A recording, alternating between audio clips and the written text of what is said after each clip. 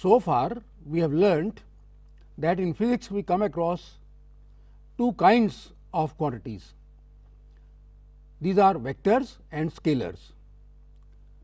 We learnt that vectors have both magnitude and direction, while scalars have only magnitude. We also learnt that vectors are equal if they have the same magnitude and if they are in the same direction.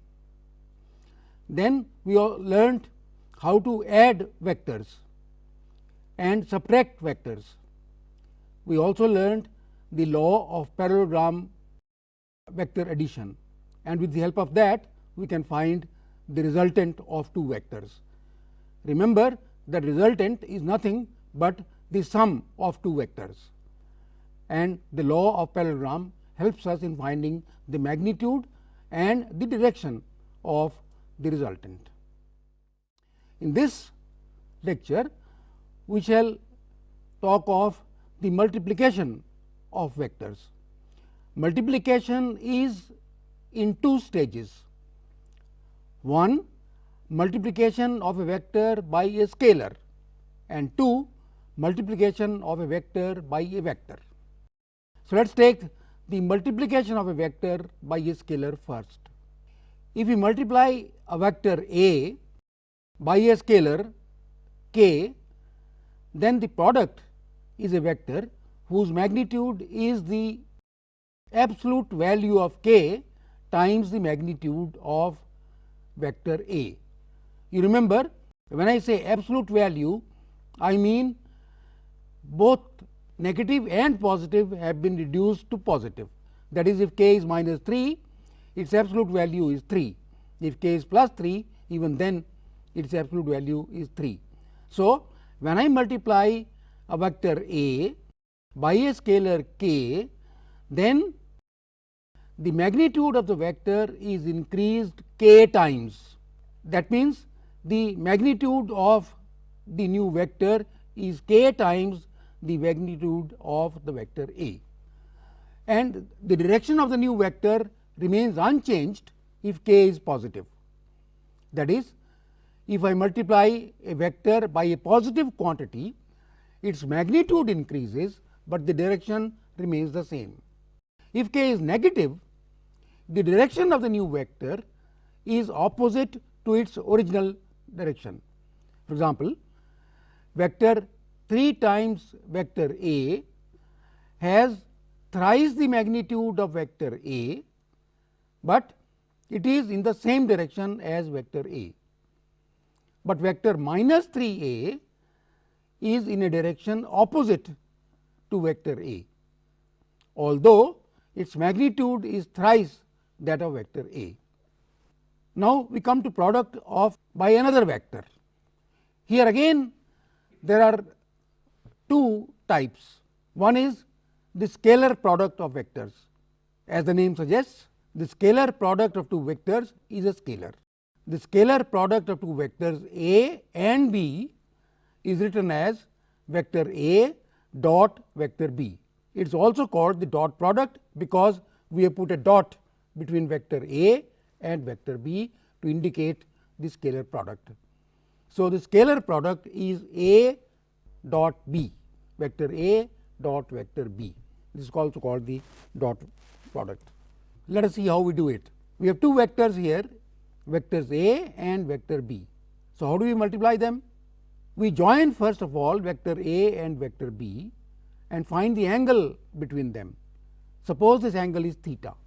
Then the product A dot B is equal to A B cosine theta, where A is the magnitude of vector A, B is the magnitude of vector B, and theta is the angle between these two vectors.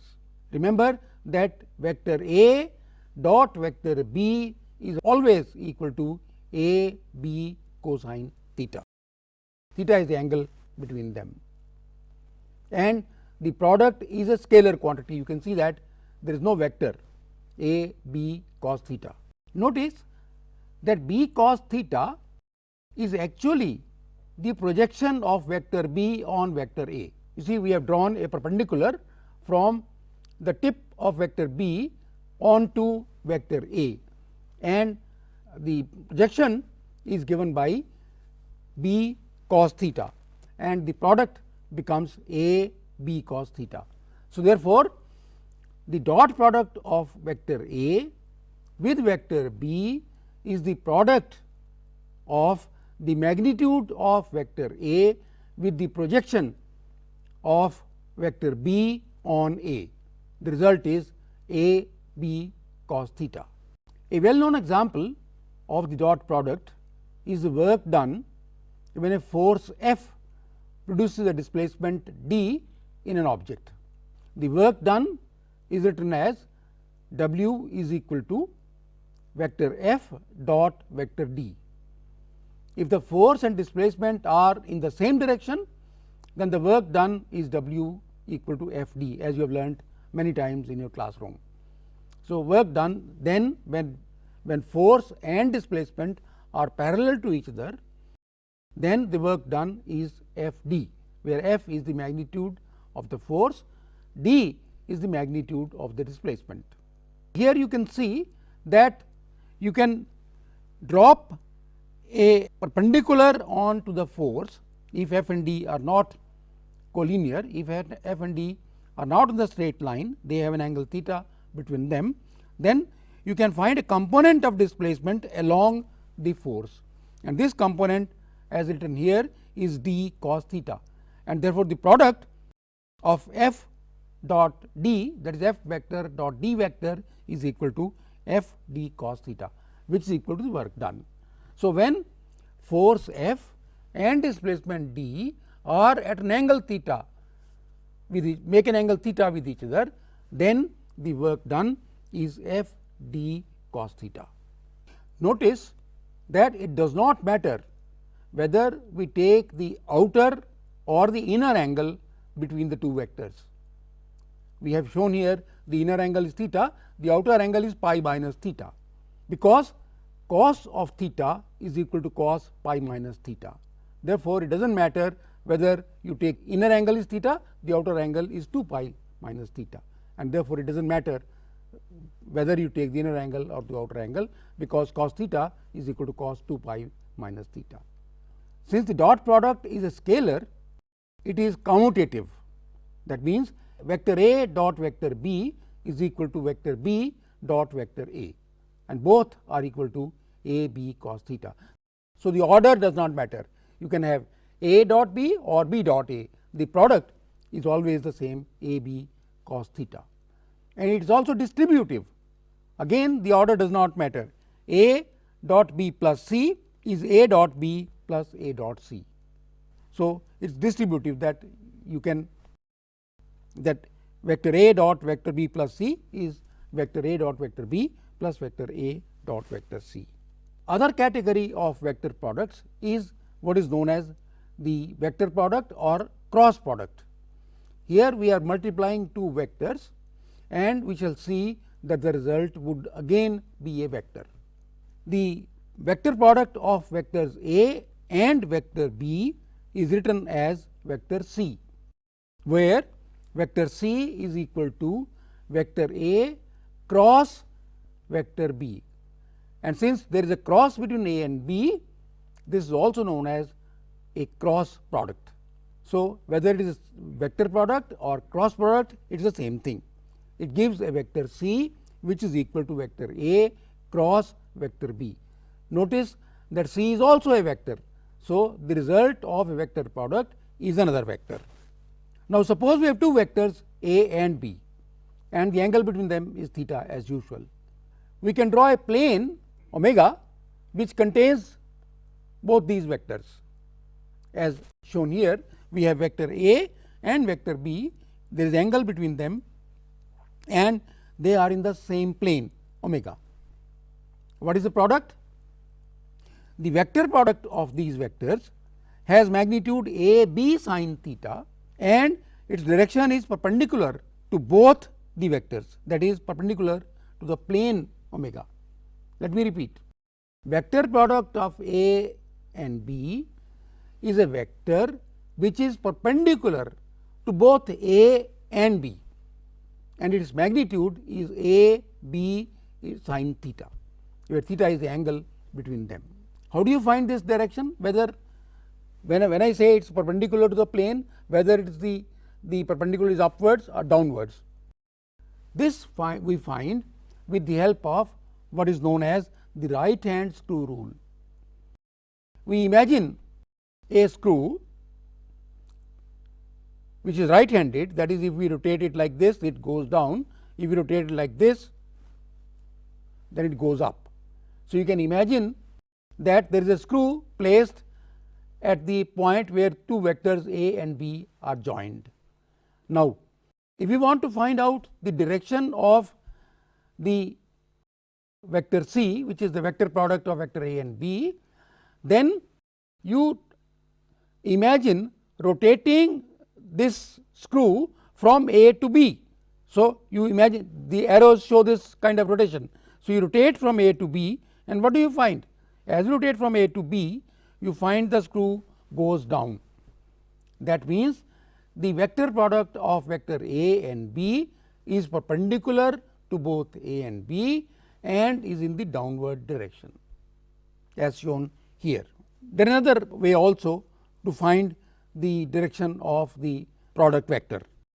In this case, we use what is known as the right hand thumb rule.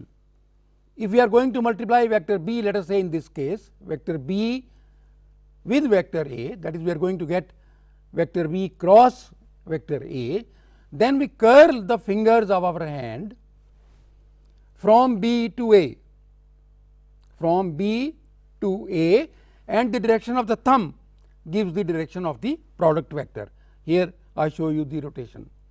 Here we rotate from, curl our fingers so that they rotate from B to A, and then the thumb gives the direction of the product vector. If we have to take A cross B, then we will have to curl our fingers from A to B, and then you will see the thumb comes down. Therefore, A cross B in this case would be downwards, perpendicular to both A and B, and B cross A is upwards, perpendicular to both A and B. So, these are two rules, the right hand thumb rule or the right hand screw rule, which can help you get the direction of the product vector.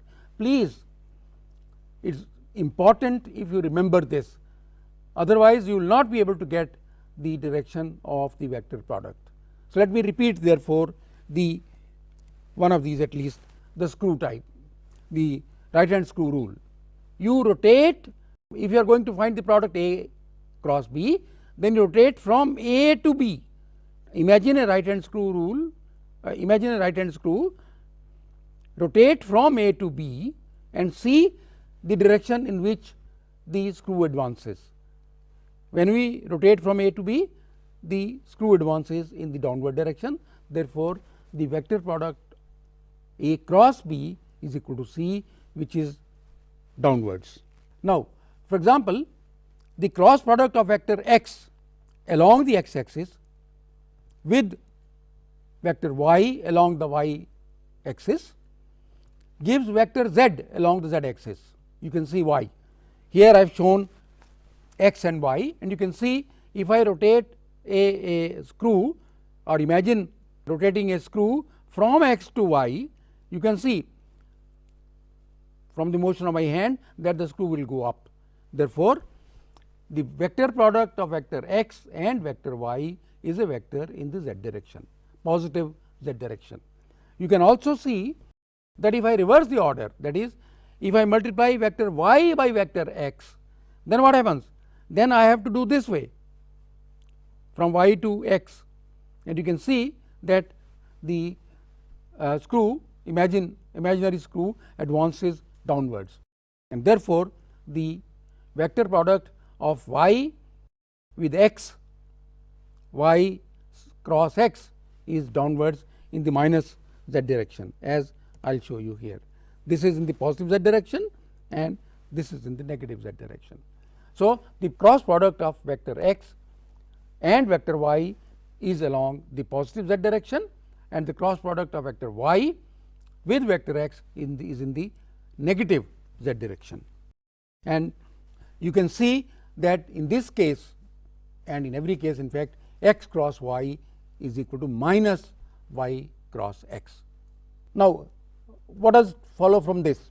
That if we have a plane, again let us take a plane and let us have two vectors a and b in the plane, and as we have seen before, the vector product is downwards shown as vector c. Now, suppose I change vectors a and b, rotate them in the same plane. As I have shown here, the angle between them now is changed. It was phi, now it becomes theta, or if it was theta earlier, it becomes phi. The angle has changed, the vector magnitudes have not changed, but they can be changed. Vector magnitude have not changed, and the cross product remains in the same direction, that is plane to the perpendicular to the plane in the downward direction. That is, if I have two vectors in the same plane, whether I rotate them, whether I change their magnitude, as long as they remain in the same plane, their vector product is perpendicular to the plane in the downward direction if I am taking the vector product a cross b. Its magnitude can change depending upon the angle between them, depending upon the magnitudes of the two vectors. The magnitude of the product can change, but the direction will not, as long as the vectors remain in the same plane. Now, as I have been saying, cross product of two vectors is a very important concept in physics. The cross product is perpendicular to both the vectors of which the product is being taken.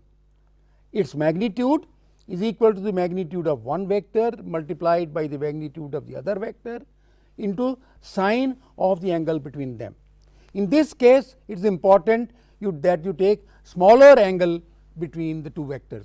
You remember, in the case of dot product, I showed you the smaller angle and the larger angle, which is 2 pi minus theta, and in that case it did not matter, because cos theta is equal to cos 2 pi minus theta. In this case it matters, because sin theta is not equal to sin 2 pi minus theta. So, therefore, be careful when you take cross product a b sin theta. Theta is the smaller angle between, or the inner angle between the two vectors.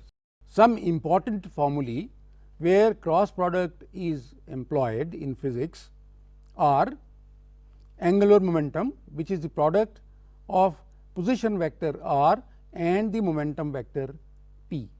Angular momentum vector L is equal to vector r crossed vector p. Torque is equal to the cross product of the position vector r and the force applied, force vector which is applied.